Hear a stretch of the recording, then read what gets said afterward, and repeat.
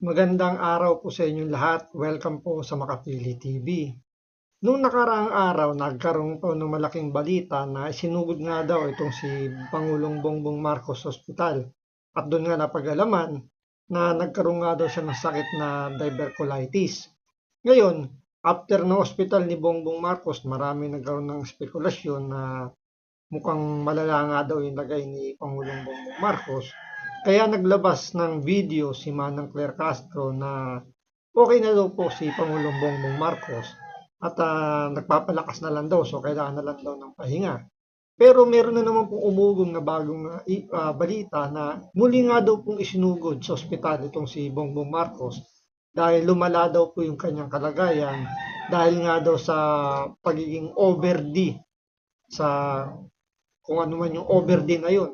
So lumala daw yung sitwasyon ni Bongbong Marcos at sinasabi nila na mukhang nakaratay nga daw sa ospital ito si Bongbong Marcos.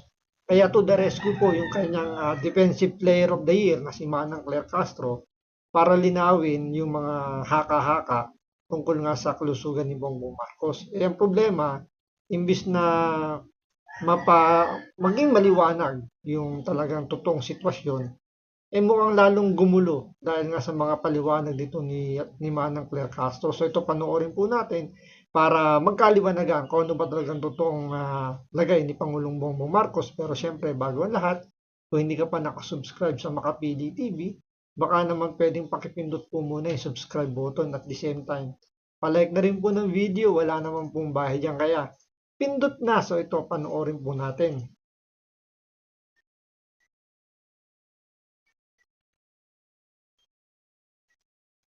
Reno natin itong isang defender ni Marcos na kung saan balubaloktok na logic pinaninindigan pa. O ito.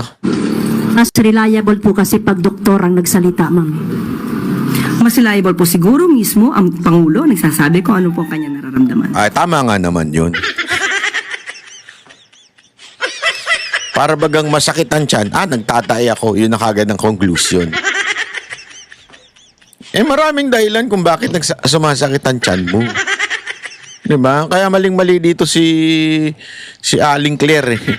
To si Aling Claire talaga, sabit-sabit talaga to eh. Sabi niya para bagang mas reliable kung ang nagsabi yung taong nakakaramdam. Diba? O kung sa, kunwari, ikaw may sakit ka, masakit itong likuran ko. Naku, muscle spasm lang yan. O kaya naman mag-google dyan, masakit ang ganito na kagad. Mag-conclude na. Maraming dahilan yan eh. Hindi naman pwedeng porket ikaw yung nakakaramdam, malalaman mo na kaagad kung ano yung sakit mo. Hindi pwede yun. Kailangan talaga pinag-aaralan yan. Yeah? Hindi pwedeng ikaw agad-agad ang makakaalam porket sumakit. O hari, halimbawa, sumakit yan mo dahil nagtatay ka. Akala mo nagtatay ka lang. Yeah? Simpleng pagtatay lang yan. Siguro, nakakain lang ako ng buhok, ng balot.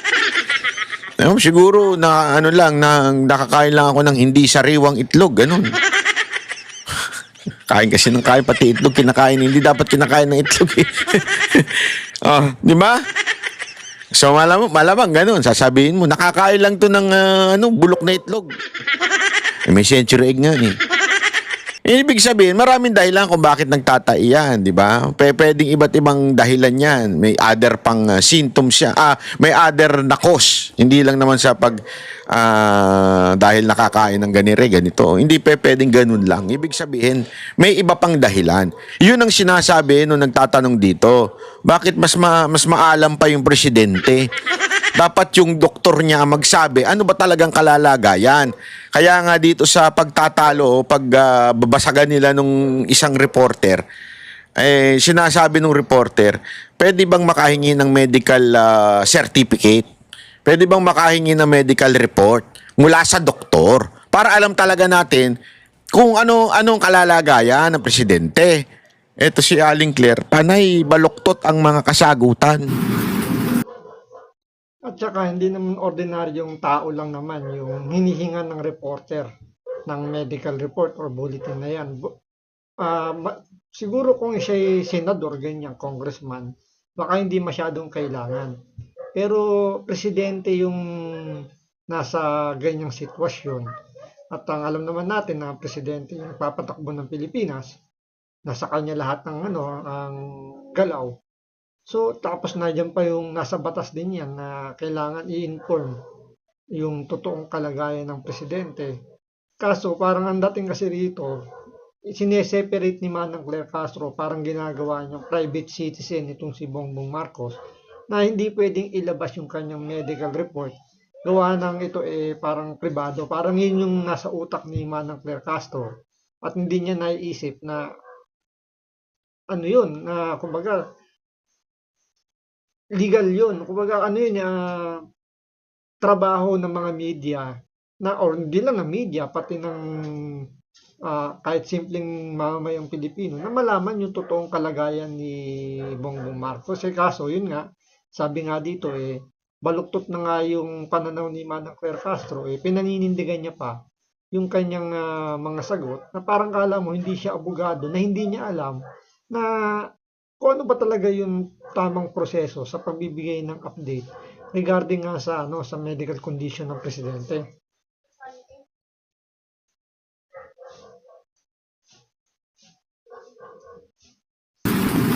Pero hindi naman siya doktor, ma'am. So, pero siya, katawan niya naman po yun.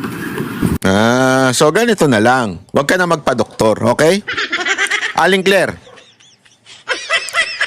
huwag ka na magpa-doktor. Kasi kung ang dadahilan mo lang, katawan naman niya yun. Siya nakakaalam ko ano yung nararamdaman niya. Huwag ka na magpa-doktor. Huwag ka na magpatingin. Ikaw na lang. Punta ka na lang sa ChatGPT o di kaya sa Gemini, Google Gemini. Doon mo na lang. Wari, nakaramdam ka ng masakit ang aking paa. Nako. May spray nako. Magtanong ka ngayon kay ChatGPT.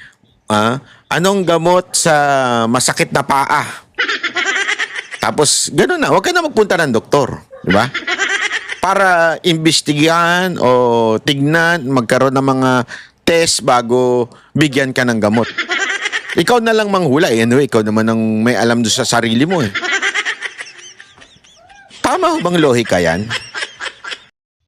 Tsaka may mas maganda pa na isang proseso kung ayaw naman paniwalaan yung doktor.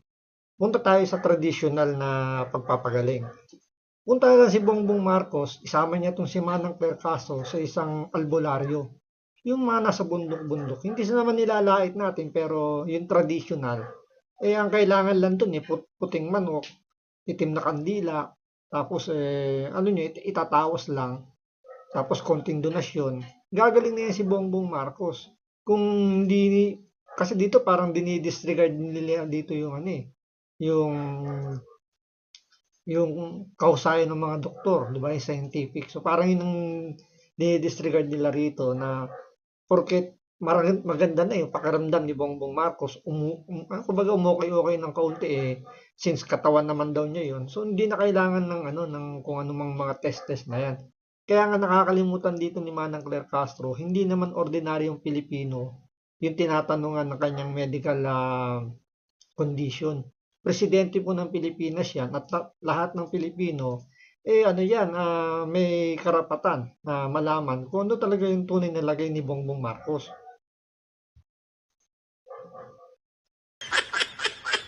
Hindi ako nagtatanong lang ako sa mga logical people na nanonood ng Banateros. Alam mo naman na dito sa Banateros napakaraming logical na na mga tao dito, mga matatalino. Ang tanong, tama bang lohika na pag ikaw ay may sakit na nararamdaman ay ikaw ang makakapagsabi kung ano ang iyong nararamdaman at ano ang iyong kagamot, di ba? Ayan ang tanong di ba? So kayo na pong bahalang conclude. Ano sa tingin ninyo? Nasa lohika po ba itong si Aling Claire? O nananaginip na naman to ng gising? Hi ma'am, follow up lang po sa health condition ni Pangulong Marcos. Yung kumalat po ay unknown source. Mayroon po akong source, doktor po ito sa St. Luke's. So siguro naman po ay credible ito. Although hindi ko siya pwedeng pangalanan. for the obvious reason. Pero hindi po ba mas makabubuti kung magbigay na lamang po ng medical bulletin ang mga doktor ng presidente para malaman po ng taong bayan yung tunay niyang kalagayan, since nag-aalala po ang lahat para sa kanyang kondisyon dahil siya po yung ating ama ng bayan. Kung doktor po yan ng St. Luke, siya po ba ang doktor ng Pangulo? Hindi po tayo maaaring magbigay ng anumang opinyon kung hindi naman manggagaling mismo sa doktor ng Pangulo at hindi manggagaling sa Pangulo. Sinabi po ng Pangulo, hindi po life-threatening, nakaramdam po siya ng konting sakit, at yan naman po ay tinutugunan ng kanyang mga doktor. At ngayon po ay nakikita natin sa iba-iba pang activities katulad po ng oath-taking sa harapan po mismo ni General Nagtates, makikita at naka-attend pa po siya ng EDC. Halos umabot po yata ito ng 2 oras. So, hindi po tayo makakatugon sa mga source na hindi nababanggit kung kanino galing. Syempre. Kasi siguro malamang, hindi ako sure Hindi ako sure. Pero bakit ganun ang sinabi ng doktor? Para bagang nagdulot ng pagdududa doon sa nagtatanong na reporter. Bakit tila merong pagdududa doon sa reporter? Ano ba talagang kalagayan? At saka yung hinihingi ng reporter ay yung medical report galing mismo sa doktor ng presidente. Kaya nga hindi niya pinaniniwalaan agad yung sinabi ng doktor na source niya mismo na galing nga rin daw sa St. Luke's. So hindi niya pinaniniwalaan agad. So though meron siyang ideya kung ano yung nangyayari, pero hindi yun confirm, hindi yun yung official. Kaya nga ang hinihingi niya ay yung mismong galing sa doktor mismo ni Bongbong Marcos. Parang ang dating kasi rito sa sinasabi ni Manang Claire Castro na mas paniwalaan yung doktor na kausap nitong reporter kaysa mismo dun sa doktor ng presidente. So yung kagad yung pinopoint dito ni Manang Claire Castro na naka-defensive mode kagad siya. Hindi niya muna iniintindi yung sinabi ng reporter. Andun kagad siya para i-block yung parang ang dating kasi naka-atake kagad yung mga reporter, dinidepensa niya kagad. So hindi, kumbaga yung sagot dito ni Manang Claire Castro, hindi dun sa tinatanong nitong reporter.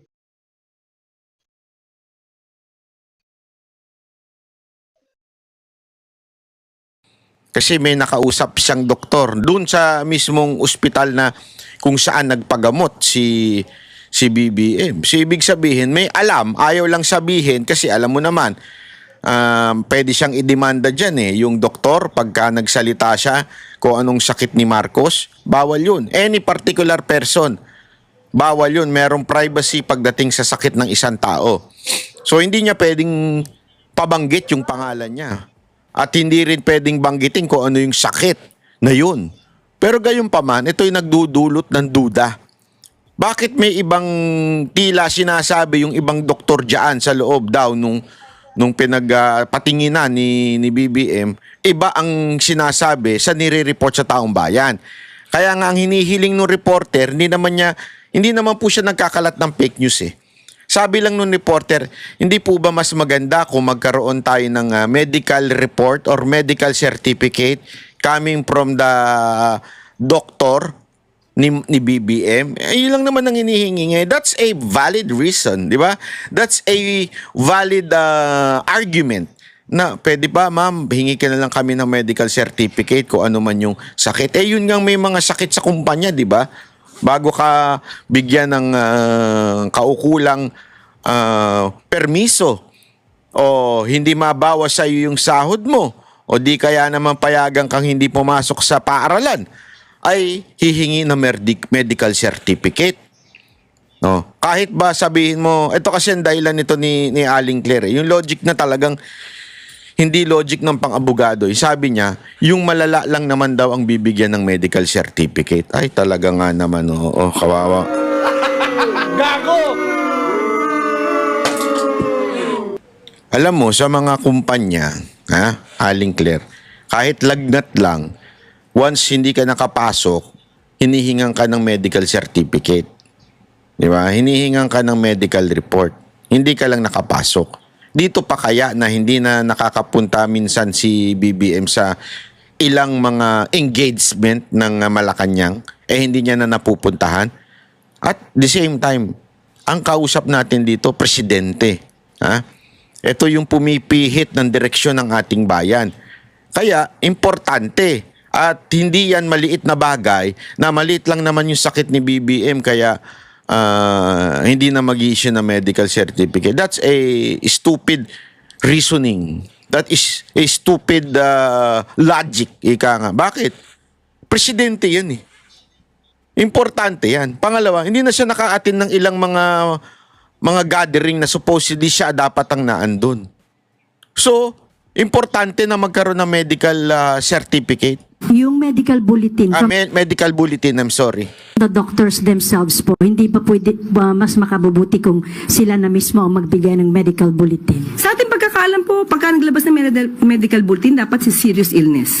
Kung sinabi ng Pangulo na hindi to life-threatening, so ba't kailanganin po sa Dahil nasabit, hindi marunong talaga. Mahinang nila lang ito si Claire Castro. At nag-reasoning siya based sa kanyang kumbaga, sa kanyang pagkakaalam lang. Hindi niya muna tinitingnan kung ano ba yung nakasaad sa batas. Considering presidente nga yung hinihinga ng medical bulletin. So, hindi naintindihan ni Manang Claire Castro yung sinasabi niya rito na sa pagkakaalam niya, hindi naman yun ang nakasulat sa batas. Sa batas kailangan i-update ang taong bayan kung ano yung totoong lagay ng presidente para at least alam ng kumbaga lahat ng nasa gobyerno, alam kung ano gagawin. Diba? Dito nagagalit sila kay Bato de la Rosa na bakit daw hindi bawasan yung sweldo since lagi siyang absent dahil hindi nga nagpapakita sa publiko. Hindi sana dapat ganun din ba yung sa presidente since wala siyang ginagawa dahil nga nasa ospital Dapat bang bawasan yung sweldo niya? Diba kasi sa kumpanya ganyan, di ba? Pag ikaw ay absent, hindi ka nakapasok, di ba ibabawas yan sa sweldo mo? Since nakakontrata ka, na babayaran ka, yung nga dahil absent ka, di ba, babawasan yung sweldo mo. So, dapat ganyan din ba sa presidente? Kung ganyan yung logic ni Manang Claire Castro na hindi kailangan ng medical certificate, since hindi naman daw life-threatening yung sakit ni Bongbong Marcos. Hindi naman yun ang punto doon eh. Ang sinasabi dito, transparency at karapatan yan ng mga Pilipino na hingin sa Pangulo. Kung ayaw niyang maging ganyan, kung ayaw niyang maging public, mag-resign na lang siya. Kasi ang pagiging Pangulo, yan ang pinaka-public na posisyon. Ika nga. Kung meron mang matatawag na pinaka-public, dapat ay transparent, walang iba kung hindi ang Pangulo. Bakit ayaw nyo na lang magbigay ng medical bulletin? Napakasimple lang naman yun. Kung walang itinatago, magbigay kayo ng medical bulletin. May tinatago kayo eh. Bakit ayaw nyo magbigay? Simple-simple lang, di ba? Magbigay. Ngayon ang medical treatment, medical bulletin. Samantalang kami naman po ay nagpo-provide sa inyo kung anong ang kalagayan ng kalusugan ng Pangulo. Mas reliable po kasi pag doktor ang nagsalita, ma'am. Mas reliable po siguro mismo ang Pangulo nagsasabi kung ano po ang kanya nararamdaman. Patay tayo dyan, Alam mo, madam, parang hindi ka tao. Sorry Wala bang nangyari wala kang experience na isang kaibigan mo maayos ang kalalagayang kinabukasan patay na? Kasi, meron palang ibang sakit, akala lang niya simpleng pagsakit lang ng ulo. Yeah? O akala niya simpleng lang ng kung ano-ano. Diba? May ganun eh. May mga ganung pagkakataon na akala mo kaya nga 'di ba may maraming namamatay sa maling akala.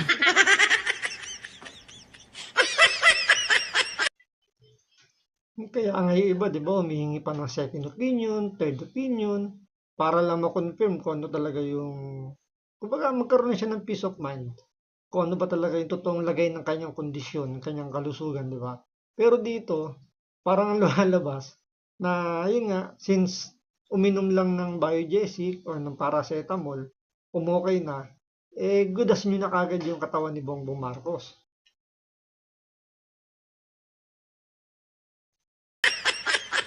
Bakit hindi nyo na lang ibigay? May tinatago po ba kayo? Parang gaya na nangyayari, para bagang may tinatago kayo. Hindi para talaga may tinatago kayo sa ginagawa niyong yan. Pero hindi naman siya doktor, ma'am. So, Pero siya, katawan niya naman po yun.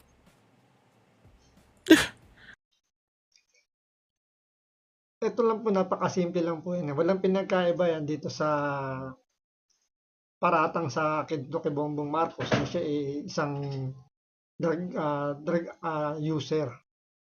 Drug addict, drug user na lang. Diba? Yung mga aligasyon sa kanya na gumagamit siya. Although sinabi na ni Senator Amy Marcos, parang pre-confirmation na yon na itong si Bongbong Marcos ay gumagamit talaga. Andyan yung sa umaga, di ba, nagchochongke. Tapos yung unidentified powder na sinisingot, hinahati raw sa 4 para daw hindi masyadong malakas yung tama. Baga, makapag-ano pa rin, makapag-perform pa rin. Kasi kung isang tirahan lang kasi yun, talagang high na high yun. Baga, lutang na lutang yun. So, walang pinagkaiba dito na hanggat hindi ka nagbibigay ng proof, hindi titigil yung ingay na yan. Tulad sa issue ng droga kay Bongbong Marcos, kung nagbigay siya ng drug test at magne-negative siya, hindi tapos na yung issue ng drug addiction kay Bongbong Marcos. Ngayon, dito naman sa issue ng pagkaka-hospital niya, maglabas lang sila ng medical bulletin na sinasabi, certified ng doktor niya, na siya physically fit. Di tapos na yung boxing. Hindi yung kung ano lang yung mga sinasabi ni Manang Claire Castro, kaya mas lalong umiingay yung haka-haka na itong si Bongbong Marcos namahinga na. So, yun yung nagiging ng mga tao na namahinga si Bongbong Marcos dahil nga lumalala yung kanyang kalagayan at kailangan niya talaga ng full rest para makabalik sa kanyang pagtatrabaho. So, abangan natin sa mga susunod na araw kung ano yung magiging update dito sa medical condition ni Bongbong Marcos.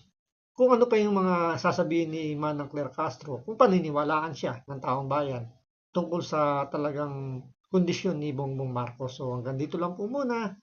Maraming salamat po sa panonood. Ingat po kayo lagi. God bless.